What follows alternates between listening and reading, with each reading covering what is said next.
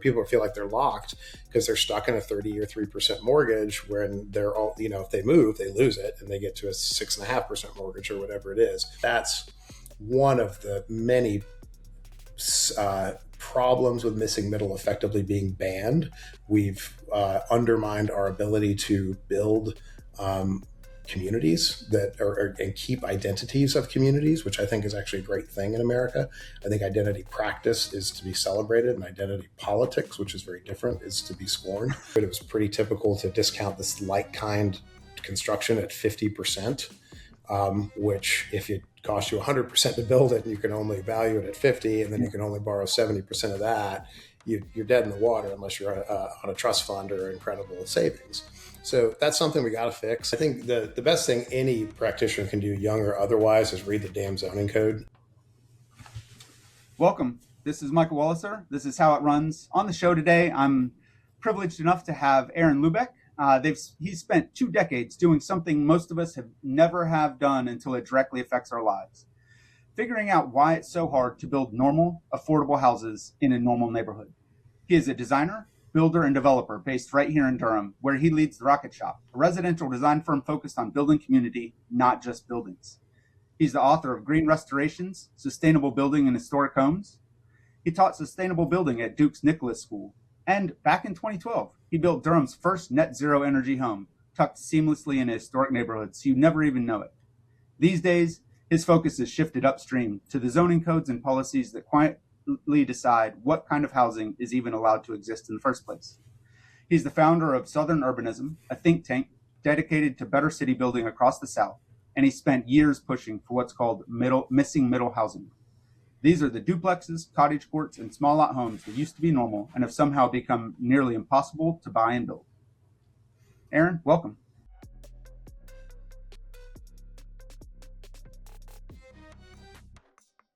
Thanks for having me. Looking forward to the conversation. Absolutely. So really, it's an honor to have you on, man. And I know, we've chatted in the past. One of the biggest reasons why I was excited to have you here is all across the real estate industry, you hear people talking about inventory problems and affordability problems. And at the same time, we have large tract builders building stuff. It's not that we don't see permits getting pulled, but it's the people who aren't finding housing where they need to actually live. Do you have any insights on that? Yeah, dude, there's a lot going on there. And certainly zoning has been something I've been on a high horse about for a long time. Euclidean separations and large minimum lot size and large minimum widths and parking requirements and special permissions. All these things are pervasive throughout the country and have been for, our lifetime. The biggest thing was more of like a local, a more recent phenomenon that I'm sure you've probably seen as well. The interest rate jumped as a consequence out of COVID. One, partially because we just went too damn long before raising interest rates, and partially we flooded the market with money. That really had some perverse consequences for localism, for urbanism, and for affordability. The biggest thing is that people are locked in their homes. So many people have, 3% rates, 3.5% rates when they want to move because they want to downsize. I became an empty nester on Saturday. I'm in this mode now where at least you're thinking about it, even though I love where I live. Congratulations. Yeah. Thank you. I appreciate it. But that, there's a normal churning of where people move to retire, or they downsize, or they move, to be close to their grandkids or whatever. And people feel like they're locked because they're stuck in a 30 or 3% mortgage when they're all, if they move, they lose it and they get to a 6.5% mortgage or whatever it is. That created a huge imbalance between the supply of existing homes, which tend to be a little bit more urban, and new homes, which are out in the sticks, particularly here in the Triangle of North Carolina. So I think the flooding of the market with too much cash in COVID was a boon to the institutional tract suburban home builder, and a real bad day for those of us who love the city. Love walkable neighborhoods, love, neighborhoods that have mature trees and all that stuff. And I feel for people who are like where I was 20 years ago, starting a family and wanting to be in an urban area. There's fewer options now. There just are, and they're harder. So people who really want to live in the city are forced not to because interest rates and supply are just creating a challenge. We're just not, We're not building urban neighborhoods. We're not building new urban neighborhoods. We're not building historic neighborhoods, which sounds ridiculous at face value, but I think we should. So, No, that's more than fair. And interestingly enough, one of the values that a lot of people associate with Durham is that they can wake up and walk to the store, walk to brunch, and there's bike paths, there's up parks. And then when you look at some of the new product that's going in, it's all drive only. And that's you're like, correct. oh, Yeah. Yeah. yeah, Well, and there's a couple of things that, I mean, we could unpack 751 South, which I think is a really phenomenal story because it was, in many ways, Durham's only walkable new urban community. And I'm pretty sure it will be its last because of the hell that the developer was put through to just get it entitled. It was about 10 years of legal work just to get it done. And it promised a commercial core, which still has not been built for various reasons, but it has a really great land plan. If you haven't been down to it, I recommend going. Tony Cease worked on it here in Durham, so did Dan Jewell. And it's beautiful architecture, small lots, big front porches, a mix of townhomes, which aren't my favorite there, although there's some new ones going up that are pretty good, but just kind of new urban homes in a pretty good location. And they've sold out very quickly. It's got a great little community center and so forth. But that is really hard to do. And I think there's a lesson that's not talked about enough is that builders, particularly the ones who want to do better and who are inherently local, like no one's coming down from DC or Atlanta to come to North Carolina to build a beautiful new urban community. They're inherently local. We remember that stuff. I mean, we remember how the developer there was treated with some absolute nonsense in that process. And for the people who could and would build walkable communities, almost all of them, to my knowledge, all of them are going to say, I'm not going through 10 years of that. Like, even if I could make a windfall, even if I could build a best play, like life is short. I'd rather play catch with my kid. I'm just not doing it. And so there's a long tail of how the local talent is treated that has a irreparable effect on what gets built. And I think it's really bad in college towns and underappreciated. no, that's very fair. One of the things you touched on is I was at the NAR legislative meetings in time to announce the new Road to Housing Act up in DC, and I had a couple questions around it, and something that Chris and I had also discussed is just because they change some of these federal regulations doesn't mean that the independent builder, the person who's actually going to put this on their cap table or balance sheet, has any interest in moving forward with it. So That's right. When people come to you as a designer and a planner, that's the very first perception and if someone's lucky enough to end with you, as opposed to someone who's saying, nope, I'm going to need 8-acre lots and townhomes and splitting it up. How many boxes do you fit? If you have someone who's actually interested in building a sense of community, you're not just anecdotal, but lived proof is, hey, look at that. There's a very long battle forward, and all the local municipalities have to get behind it and build that community trust that if you do put forth the effort of designing down this path, that there will be an outcome or an end result. Yeah, because changing legislation is a federal level, kind of. I consider it irrelevant. I mean, partially it's just like I'll wait and see, but I haven't really dug into the legislation as much as I should. But usually it's when I see things written in vague words like, oh, it will encourage better reform to maybe get more housing. It's like, that's never going to make any difference in my life. And often, particularly at the federal level, because it's so vibes based and not based on you got to, if the engine is broken, you got to get under the hood and figure out what's going wrong. And you can just tell it's really, really rare to find a politician who's ready, willing, and able to do that. And so what ends up happening is people throw money at the problem, and more often than not, in big dumb approaches to housing reform, they end up funding the people who created the problem, and so you just create more of the problem. So that's my default expectation of what will happen with the federal legislation. In fairness, there's a potential that it goes a little bit of the way of the California YIMBY movement, which is really the origin of the YIMBY movement, which is a top-down solution to a top-down problem. I think that is antithetical to the way that we do construction and reform and governance in the South, which is more grassroots, individualized, kind of scrappy incrementalism. But as cities are becoming more sclerotic, less functional, and creating affordable housing problems where none should exist, we're starting to see state preemptive work, and some of it good, but definitely the preference would be like, it'd be great if we just fix that at the local level, or if our builders or property owners or citizens, in the case of ADUs, just had the right to build some decent housing when they want to build some decent housing for grandma or their kid or whoever. And so there can be some good top down reform. Almost always, it's not imposing what has to happen. It's actually imposing a restriction on local governments to prevent things from happening, and that's often misconstrued by, like, the American Planners Association often misrepresents that. The municipal leagues often misrepresent that. We're just starting to see it in North Carolina with, statewide parking reform, statewide ADU reform. I think was moving forward, although I didn't check on it last week, and a host of things that I think we're going to see more and more of this state handcuffing of municipalities, where they just are saying, look, local governments can't tell people that they can't build a granny flat anymore. Just can't do it. That's going to be the next few years of reform.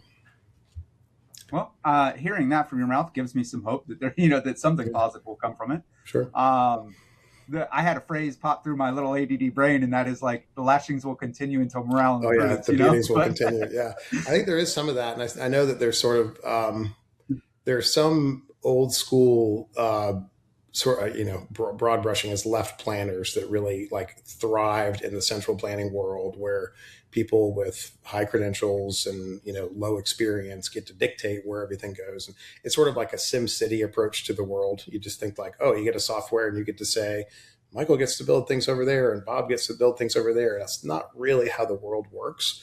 But that a lot of local planning has been top down. A lot of Euclidean zoning was pre-zoning land before it had any use, or even stripping rights after it was built, which is very centrally planned. That crowd who believes in that system has had a pretty rough decade because of the YIMBY movement. And I do think that they kind of feel like, well, the beatings are going to, people are telling them the beatings are going to continue until morale improves. Yeah. No, that strikes home, man. It's something that I as I mentioned earlier, I know I've spoken with you on my version in an attempt to see where this would go, and it gives me hope that something positive is going to come out the other side. How do you you mentioned statewide ADU reform. Do you have any insights on what you think that will do as far as governments and laws? And then a second part of that would be, how much public adoption are you seeing even right now as it's becoming more accepted in different areas? Yeah, it's two different issues. I mean, I think the public adoption is really citizens deciding to build a bedroom and a kitchen in their backyard, and that really happens at the most personal levels, typically at family dining room tables between spouses, right, rather than with a planner or your state senator, right.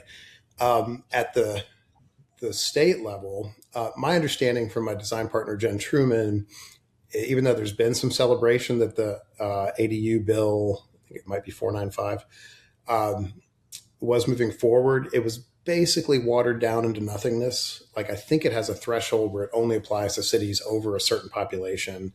And at that point, those cities, which is probably Raleigh and Charlotte or whatever, already have ADUs legal anyway. So statewide ADUs is not actually anything. And it's totally a vibes-based thing. Speaking of which, I was working on a reworking the North Carolina state motto. Do you know what it is? Essay quality. Oh, yeah. Theory? So I have a fun translation for that. And that is, it's easier to seem than to be, I think, is a closer transaction. But my translation to that is, don't talk about it, be about it. Yeah, that's right. So yeah. we could go on and on with that, but I redid the seal via AI art this morning because there is so much of that legislation where it's just like, okay, that's a statement that's totally meaningless. So it's to be rather than to seem rather than to be. And it's like, when people that should be called out by all the practitioners and all the journalists and all the advocates, whether you want ADUs or not. We should say okay, passing a law that literally doesn't change anything. Let's not do that. And almost certainly, maybe City Builder will cover it, but I doubt any journalist in the state will actually cover what it was, which is nothing. Anyway, I do think, so let's talk about the Lillingtons and Sanfords and, impoverished Appalachian cities, why on earth anybody would restrict somebody from building a shack for grandma in the backyard, or for I care, an Airbnb unit. Who cares? Yeah. Is beyond me. And I think it's anti-North Carolina and anti-American and anti-human and so forth. So I do hope those come up. I mean, we'll get into it. I know there's so many people who want to build ADUs for policy reasons. People who ready and willing can't, because they can't get lending on it, which I think is a complete own goal of the GSE underwriting. Fannie and Freddie underwrite their products. They're not very friendly to detached accessory dwellings. And Portland did a study, it's probably 10 years old now, because they just had a huge boom of ADUs out there, more ADU permits than detached single family homes in Portland. Oh, wow. And I think LA is the same, if I'm not mistaken. So there's can't understate what a boom it is. But they noted that really the only people who were building ADUs were people who could afford to do it in cash.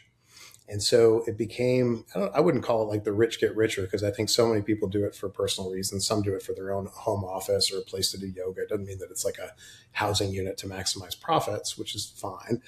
But the fact that so many people wanted to do it and they couldn't because they can't get financing, usually because ADUs are discount or detached structures are discounted by the appraisal industry. Mm-hmm. Back when I really dug into it, it was pretty typical to discount this like-kind construction at 50%, which if it costs you 100% to build it and you can only value it at 50, and then you can only borrow 70% of that, you're dead in the water unless you're on a trust fund or incredible savings. So that's something we got to fix. I don't think it's that hard to fix, but I also don't really know anybody who's working on it. One of the things you mentioned is like 100%, like kind cost to build. But what I'm seeing in a lot of ADUs is like 175 or 200% cost to build ADUs in some cases. Per square foot, it wouldn't shock me, just because they're so small. And again, under a certain square footage, the dollar per square foot is just like not a useful metric, because if you're building a 600 square foot unit, you still got the kitchen, the bathrooms, and permits and whatever else. But yeah, it wouldn't shock me. And I know, there's all sorts of people trying to innovate here. I think, stock plans are a big part of it. So you don't have to spend 30 grand on a set of construction drawings for a $150,000 building. We license plans for $1,500 to $2,000 usually. And then, whatever customization it's incidental to it. I know that there's some prefab stuff, which I think has been hit and miss with their success, but just certainly if you can access the space, just to it's difficult to stage for ADUs. It's just difficult construction to get materials back there and run lines, and everything's sort of tight and Manhattan-like with just running a sewer line and so forth. And I think like Barry Bialik, Barry's a guy you got to have on your show. He's a journalist turned brewery owner in Asheville. He owns the Thirsty Monk, and now he builds the majority of Asheville's affordable housing. He actually builds.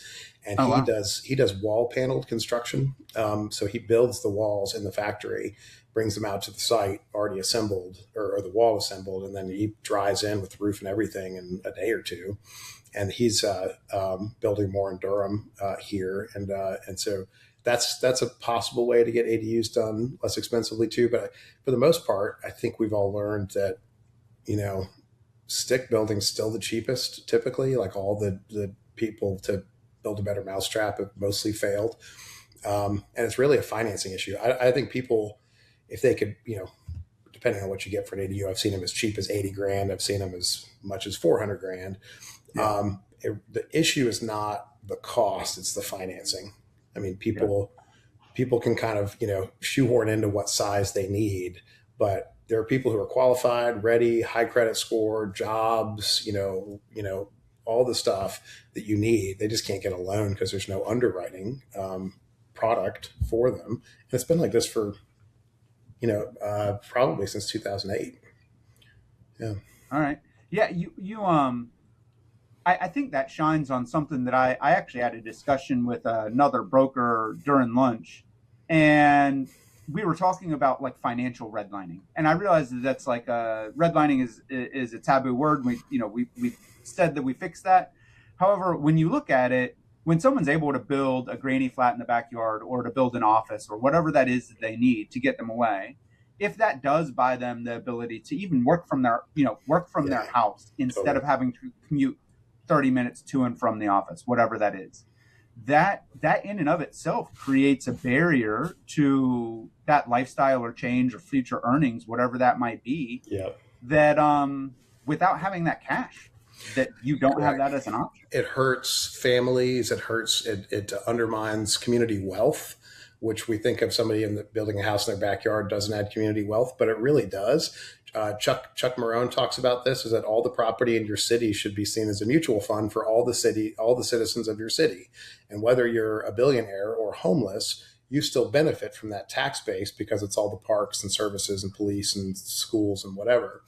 And so when somebody builds a $200,000 or $300,000 house in the backyard with no subsidy and no cost to the city, but ends up creating $1,000 or $1,500 a year into the tax coffers while providing housing, while creating a wealthier family that then can participate in civic stuff, while that citizen invests in the city so they feel more vested in it, whether because they're actually providing for other human beings or they're actually literally more invested in it. All these things are kind of unquantifiable. So it's not just like, hey, does the pro forma work? There is just this slew of societal benefits that come from citizen builders, incremental builders. And this is sort of the most personal and humanizing is somebody who's not a builder building a house in their backyard for the benefit of their community. I mean, and it's you can almost kind of extrapolate what does the city look like with 100 of these or 1,000, right? Just how does society change and how does that interaction work? Like friends of mine built one of Durham's first duplex ADUs, one of the few cities in the country where you can do a duplex ADU, right in the middle of Trinity Park, one of the wealthiest neighborhoods right next to Duke University. And there's two 500 square foot units there on a beautiful street where the homes are probably $1 million or so, plus minus. And so there's two people who can live in an amazing neighborhood, close to coffee shops, close to downtown, close to Duke. That could have never happened had they not done that. Again, you can't put a price or a value on it. There's a qualitative thing that matters. Yeah, and so that brings up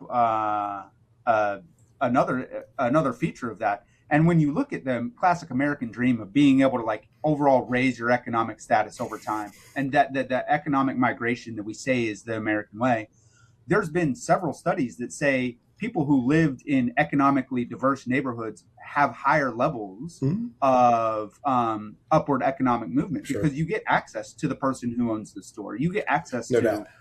yeah, Yeah, I mean, there's a really great book that you'd love called The Paradise of Small Homes. I think it's called Paradise of Tiny Homes. I think it's Paradise of Small Homes. Brilliant writer out of Portland, goes through 10 different cities in America and and talks about how Philadelphia had Trinity houses that were alley houses. Los Angeles has dingbats, which are horrifically ugly, but like were Los Angeles's affordable housing thing. Portland had duplexes. Chicago had 3 and 6, or the triple decker in Boston. Chicago had 6 flats. I think they used the example in Chicago.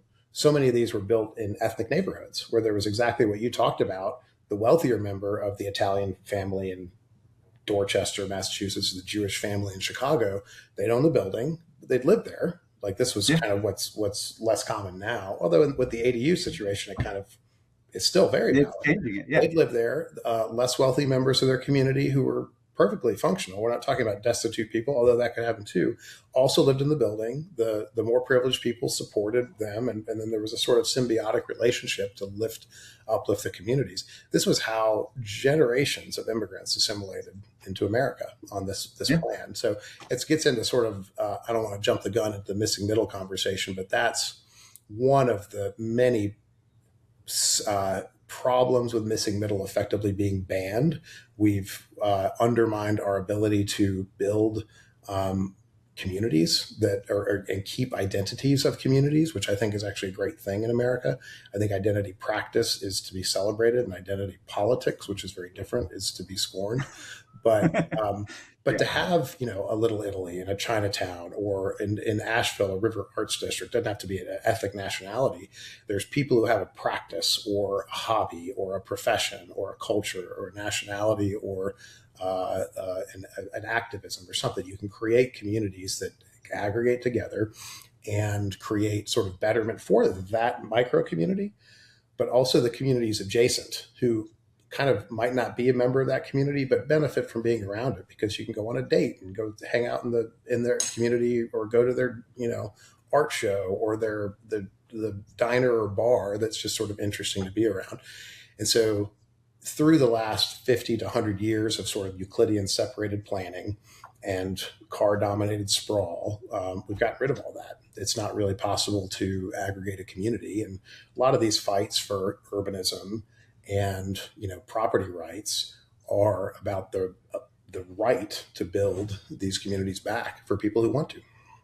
Yeah, communities that once existed, and I think that's a place where we get lost sometimes. Is people, in conversations, I've had people be like, "Why are you trying to reinvent how all of this works?"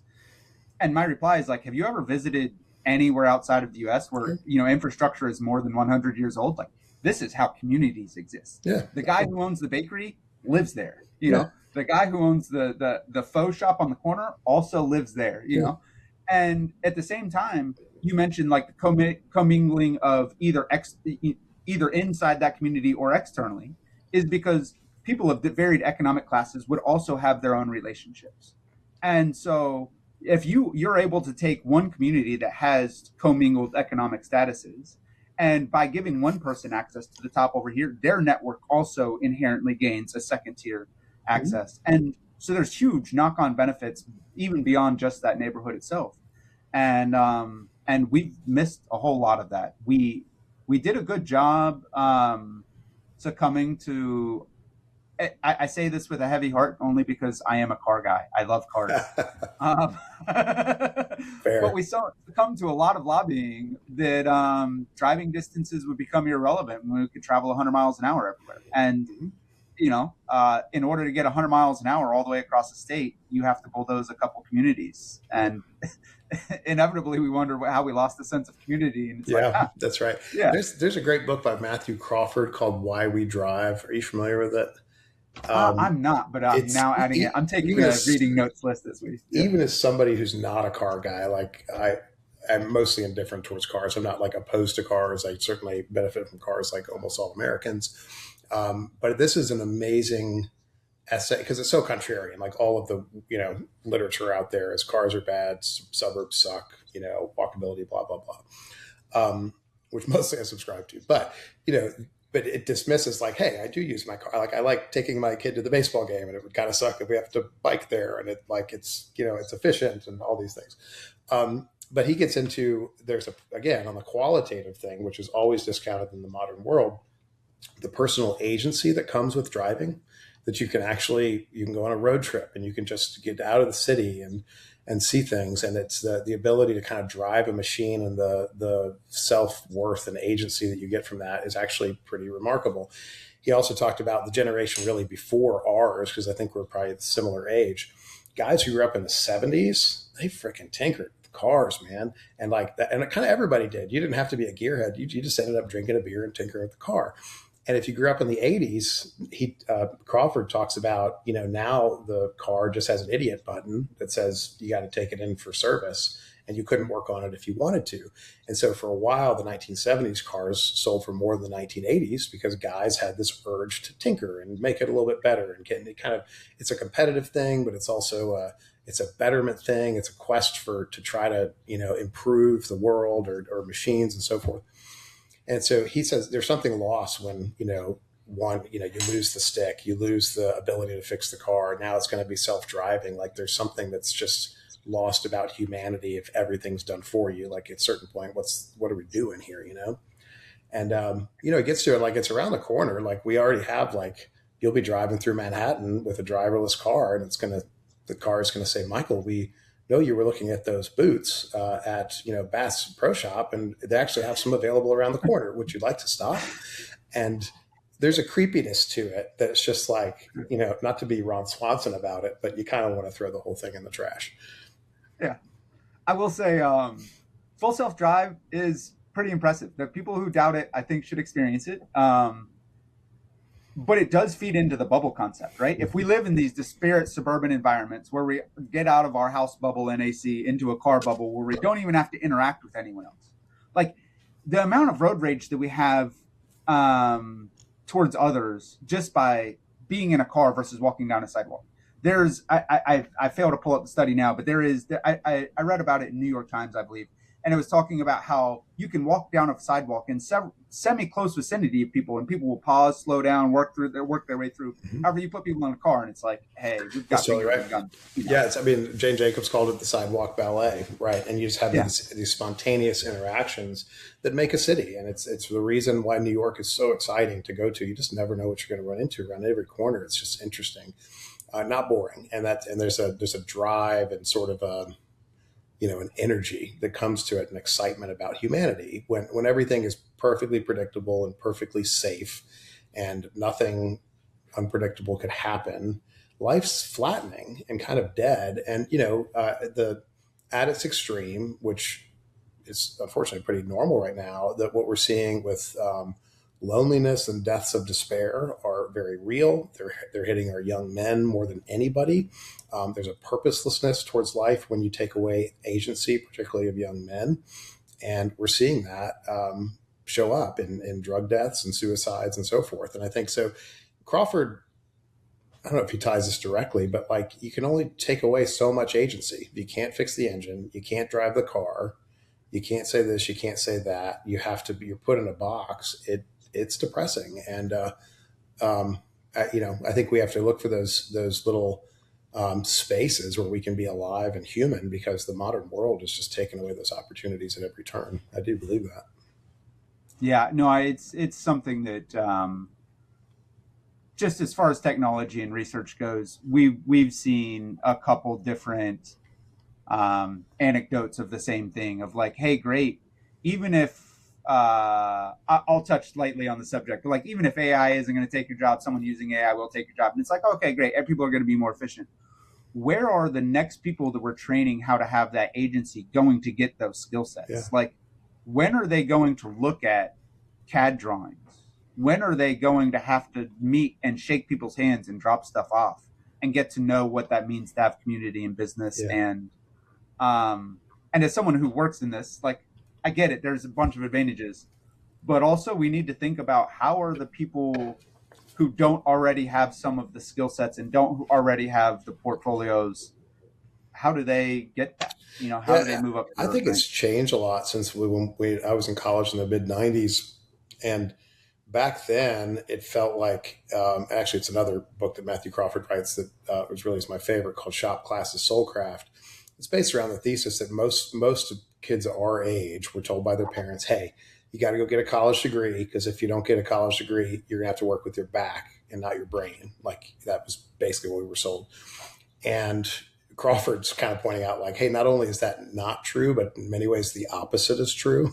Like the people with the boats going to the lake on the weekend are the HVAC guys and the plumbers, and there are many people. I mean, I think a lot of this DA movement, or I'm sorry, DSA movement, is what's been termed downwardly mobile people who grew up privileged, went to elite schools, were promised they would have great elite jobs, and they're doing worse than their parents. And they're jaded because they were sold a bag of goods, and the plumber and the HVAC guy make more than them. So um, I think there's the idea that the tradespeople have agency, and that we need to in the modern world, the people who are doing welding and doing artwork are going to be the ones that have more value, because they can't be AI'd out really, and that's changed since the 1990s. I mean, the 1990s, I think the trades guy made less, and the person with a mediocre degree from a mediocre college made more. It's just not the case anymore. And the mid mostly an undergraduate degree prepares you to be middle manager at some corporate entity, and that's at risk of being AI'd out. So I think anybody going to college now should think long and hard about what they're trying to do, because certainly the trades are relatively AI proof. There are some other businesses that really aren't. I think Or I think lawyering is really under threat of AI. Obviously, journalism, I think, is under threat of AI, teaching, so forth. So this is I want to play a counter argument to your journalism might be affected by AI. I think that news as entertainment is probably at risk. However, actual journalism is, I feel like, less likely to be influenced by it because it requires someone to be critical and come up with a unique idea. Like if you're talking about functional research, AI is great. It can regurgitate information incredibly well. Like for all of the news channels who are an AP Press news regurgitator, they're probably at risk because you Oh can tell yeah. that same Oh, story they're done. 45 different ways and They're target it against your audience. Great. But actual journalism, I think possibly a lot of people who are only making news because that's their only path forward in the current industry are going to go to actual journalism and research and discovery. And the same as we're seeing an increase in like this long content, kind of podcasts and interactions like this. Everyone predicted that, Instagram shorts and TikTok would just drive people down an infinite cliff. And we've seen kind of a K-shaped bifurcation in that as well. You're seeing YouTube videos that are 2 hours at a time now, Yeah. you know? So there's a couple things there. Yeah, we think we agree that like traditional, these are the facts, this is what happened. Journalism is just torched. Like it's done. Anybody going into that right now is an idiot. Like that is you can train an AI now to go listen to a YouTube city council meeting and can summarize it pretty well. Um, they to put a pin in this, Duke University's Sanford School, which kind of has the journalism little wing of it, did an experiment in this last year. They have a student publication covering Durham called the Ninth Street Journal. And so they did the 10th Street Journal, even though that's not an actual street in Durham, that was only AI. And they were pretty open about it. They're like, this is early AI. And we're like, we're going to see what happens. We're going to at least check what the AI comes up with for factual accuracy, but we're really not writing it and see what happens. And it was boring, right? But like local news pretty much is boring. It's like, hey, this is a rezoning that came up. This business is about to open. This person won the softball league. Whatever. I don't know if they had that, but Yeah. it was the kind of thing you could flip through for 3 minutes a week and be like, oh, that's kind of interesting. I could talk to my spouse about that at dinner and feel like I know what's going on. It was so obvious to me after reading 10th Street Journal, like local journalism is torched. Like there's no need for a human to do, and there's no ability or space for a human to do that anymore. So we differ somewhat on like what the definition of then journalism is. I think that what you were describing, I would describe as opinion pieces and people actually making cases and so forth. Some people don't fit that under journalism necessarily, but certainly news as entertainment often is that case making. Certainly a Fox News or MSNBC is doing that at the national level. I'm incredibly bullish on the Substack revolution, which is, and I would double down on what you're saying more specifically.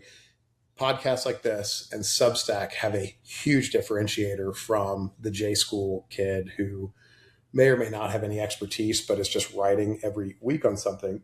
The Substack and this podcast has people who know what they're talking about. It's first person storytelling. So that's new, where you have people who are in the trenches, who are vested, who have real world experience. And there's a mess of it out there because there's so much of it now, and you have to, filter through noise and so forth. But you can get a lot closer to the truth through first person storytelling. It's actually as messy and at times crappy as Twitter is. For most of the last 10 years, when something big happened and you wanted to get what happened quickest, Twitter would probably have it. It has some BS too, but you could get to the thing. And partially because it was first person, it was people who were there, who were direct to consumer and telling it. So I think that's the bullish thing that I'm on. And the local journalism where you're paying somebody to kind of synthesize news, I don't think it's sustainable anymore.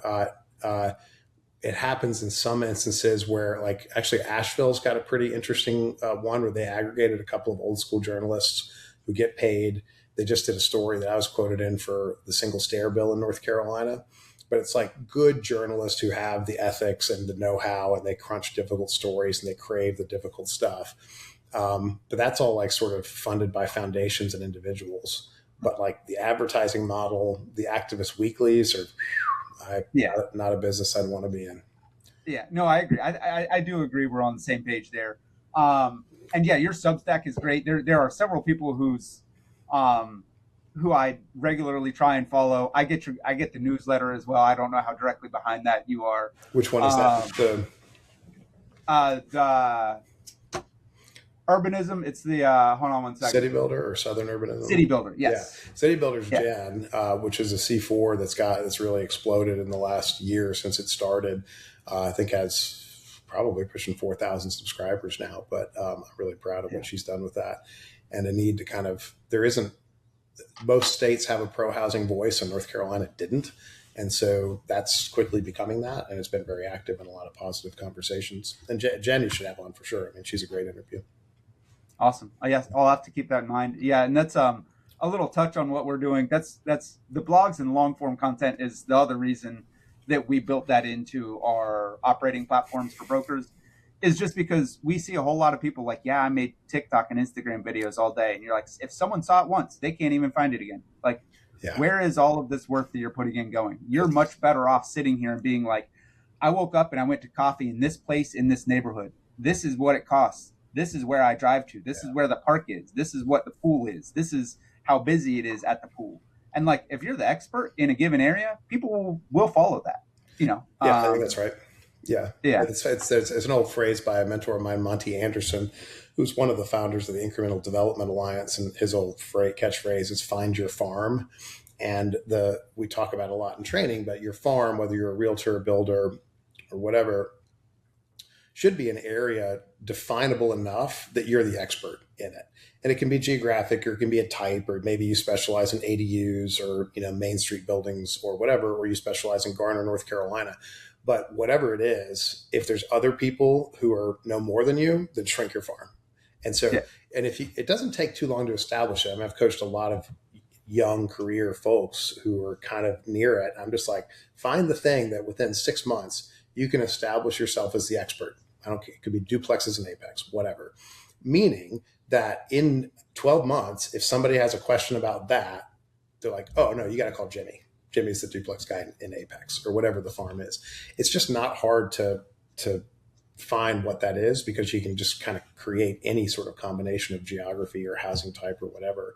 And then you can be the guy, then we got that all the time when I started with Trinity Design Build, and we were sort of the historic restoration contractor who also spoke green building. And this was in the earlier days of modern green building movement. And so because people knew that, if they, we had progressive Duke professors who were taking on all the many, many old houses that were unrenovated in Durham 25 years ago, we might not get the work, but we were going to get a call. Right. Yeah. So, and I think that's what any young person should look for. Like, just become the best at something. And it's not hard if you don't have any skills, just shrink the box until, read everything in that space. Or if you're in a market, know everything that's for sale in that market. It's just work. It's not like it's all that difficult to do. Yeah, no, that's absolutely true. That's absolutely true. If I could go on to like, I realize you've dedicated a lot of your career to this kind of triangle market. Do you mind if I ask what kept you focused here? Yeah. I know there's some other places in the country that you've mentioned have had kind of this resurgence or revitalization of the kinds of communities that you're interested in building. But what ties you so much to this region and makes you want to push it forward here? Yeah, it's a great question. I've lived in a lot of different places. I kind of grew up as a professor's kid, so I was hopping around. My mother was a late blooming academic, so we went to grad school and fellowship and tenure track and all that. So I've lived in 7 college towns, which is kind of nuts. And Raleigh, Durham always felt like home. I grew up partially in Chapel Hill, lived in Ann Arbor as well, which is an extraordinary town. But this always felt like home. And, my family roots date here back to 1984, which is, a long time ago now. But I've loved the spirit of it. I loved, the state motto, which we were joking about before the call, that it's really, there's a practicality to being a North Carolinian traditionally. It's like we actually do the stuff. We're not about vibes. And I think that in many ways that was a a cheap shot at our northern and southern neighbors, which were always a little bit more highfalutin. We were the backwater that was more fragmented and didn't have grand plantations and everything. We were, through the Civil War and Revolutionary area, we were just kind of didn't have enough mass to be anything that was big. And I appreciate that about North Carolina. It's one of the reasons the Triangle is a great place to practice. Is that fragmentation? Because we're not one big center, I think that's actually a great benefit. That keeps, we see in like New York or Chicago, what they've gone through become almost unmanageable because they keep doing big, dumb things because they're big, dumb cities. And we're just not capable of doing that because it requires coordination of 17 different entities. And actually, that's a good thing because it leaves the ability to build the city back to the people, to the citizens. And like it or not, that's how North Carolina was built. I think that's how North Carolina will continue to be built. And it's just a great opportunity. To work in a place that is growing is really great. I have friends that rehab houses in Detroit and Buffalo, which for the most part aren't growing. It's a different game. There's amazing homes to rehab, but to have an economy that's sucking wind is just harder to work. It's a blessing to have an endless flow of people coming here who see the same things that me and you see, that they love it. It's great universities, great nature, great people, relatively affordable. And so just to have the energy and demand is a blessing. And then that creates an obligation to, create better places, which is what it's all about. No, that's huge. And one of the big draws for me as well is like, even if you look just here in the Triangle, before you even go to the Triad, having kind of like you were saying, a few balanced municipalities, all with kind of their own equal levels of force or their own value to bring to the conversation table, keeps us from doing big dumb city things, and because you have the different incentive bases, you have the different power struggles, and that push and pull is kind of the basis of democracy. It's not like knowing what the right answer is. Checks and balances, but instead of the judiciary checking the legislature, it's Raleigh checking Chapel Hill or whatever. Yep. Yeah. And everyone's kind of vying for that boundary. Who has excess utilities? You look at what like Sanford and Lee County did, right? They way overbuilt on their water supply, and then they use it as a negotiation tool for everyone around them. They're like, oops, we have a bunch of extra water. Who would like to develop?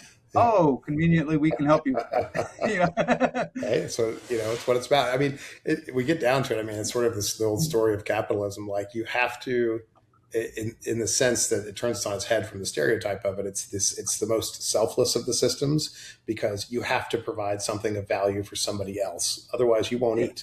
So, Lee County provided something that other people needed. And it's like, well, we're here. Like it'll cost you, but like we did this because we thought it was smart and happy to help, and let's do it together. Yeah. And now we can bring value. There you go. Yeah, Aaron, this is phenomenal. I do have one last thing, and that's just for the benefit of the listeners. I'm going to touch on, you can answer it however you want, but like as someone who's in the real estate market today and they're interested in, what they should be doing, what's the first thing that they should do in understanding, like, what about ADUs or the real estate market or development market? Should they be asking that they haven't yet asked? And then also, like, what effect do you think you see kind of like zoning taking place in some of these zoning changes that are taking place? How do you think people should be positioning themselves or thinking about their longer term output because of some of those? And I realize that's a little bit of a crystal ball, but sure. And two questions. I mean, I think the best thing any practitioner can do, young or otherwise, is read the damn zoning code. I mean, I'm shocked how few people have. It's an awful read. It's if you struggle to sleep at night, it's great to have by your bed because it'll help you snooze. But it is the rules that govern what we do. And I've seen the vast majority of clients we have, probably about half are professionals and half are just adjacent to the profession or just citizens wanting to build housing, have never read the zoning code. I mean, cover to cover, ours probably takes 8 hours to read. You can probably understand 70 to 80% of it just with normal reading comprehension, and the rest you can ask questions about and generally figure out how big an ADU, what are the setbacks, what are the height restrictions, is there a parking requirement, all those things. But I've been amazed that my guess is the vast minority of planning commissioners have ever read their zoning code, which they are tasked with passing judgment on a monthly basis. I bet a substantial number of the planners that are working in North Carolina have not read their zoning code, which is mind-boggling as well. But we see things all the time that, we're told we can't pull a permit because of X, Y, Z, and we're like, we have to point out in the planning code, no, that's not actually what it says. Here's what it says. So read it. It will allow you to be a more professional, and you'll be able to see opportunities where no one else can. And that's, I think, a big part of progress. I've totally forgotten your second question. No, you're all good. Can I segue on this Sure. a little bit? Just because I wanted to say Durham's UDO, the interactive downloadable UDO, is great to be able to go through, and it allows you to chart between different things. I realized that like Wake County doesn't. I'm not as much of a fan of Wake County or Chapel Hills, but are there other similar resources for outside of Durham that you think match the Durham County's UDO? Well, it's about to change too, because they've been working for the last 2 years on a rewrite. So how it's accessible, how it's accessed, I don't know what's being planned. That you could download a PDF, but there's also just like the web pages that I think is what you're talking about. It is helpful because it's relatively searchable, and I've kind of got a bookmark to chapter 7 is 80% of what we use, so I can get to it pretty quickly and so forth. So I don't know. I think that there should be an obligation to radically simplify zoning, and basically nobody's doing that. Like there's some things in the new zoning code here that I really like. There's some things that I don't, but it was 16 pages in 1927, and it's probably 1,000 to 2,000 pages now once you count all the ancillary books and so forth. And so I do think at some point there will be a radical effort to simplify zoning that will succeed, but we're not there yet, and they're too big and bulky, for sure. Fair. Yeah. And then, what was that second question? Give it to me again, because I had a thought on it. Oh, so the first one is, if they're running a business, what do they need to do in order to better educate themselves or understand what they're doing? And then one that I think you did answer was about zoning. Yeah, I think, or to prepare for what's happening in North Carolina. Yeah. Our practice, the vast majority of clients that we have are designing some form of like intentional community-oriented pocket neighborhood. Those can work at any section of the Transect, which is a new urban principle for like T6 is downtown urban, T1 is rural, most suburbs are like T3, walkable communities, T4. But you can design a pocket neighborhood of typically 4 to 16 homes around some common amenity. It can be a grassy field, could be a soccer field, could be a gazebo, could be a French bread oven or whatever. More and more people are doing that. And I think in this modern world where we're so disconnected, I used to talk about loneliness and think that it was a trite topic, but now I really believe that there are so many people who are craving connection, and from Instagram to TikTok, it separates us, and people want to be around humans and live again. That desire, that demand, coupled with a supply that's now coming online through a series of statewide and local zoning reforms, is really where there's going to be a lot of development opportunity. I think it's a great thing. This is just definitionally higher quality development. There's a long history of building these communities. We give out to our clients, I think I gave one to you, Michael, Ross Chapin's book, Pocket Neighborhoods, because it basically describes the history of them.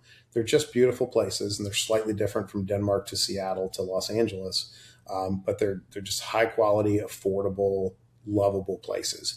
I think that's where we're getting back to. I don't expect production builders to buy into it, but infill stuff, local folks. I think that there's just an incredible opportunity to build better places that are attainable, affordable, possible. That's going to be our future. No, and that's awesome. If I'm hearing you correctly, that also means that there's going to be a resurgence in demand for that local independent builder or developer as well. So for other people who are within the industry who have insights, there's going to be access for them to actually carry more weight and value within their community. No doubt. Awesome. Well, guys, everyone, I think this is how it runs, and we look forward to seeing you next time. For now, thank you very much. Thanks, Michael.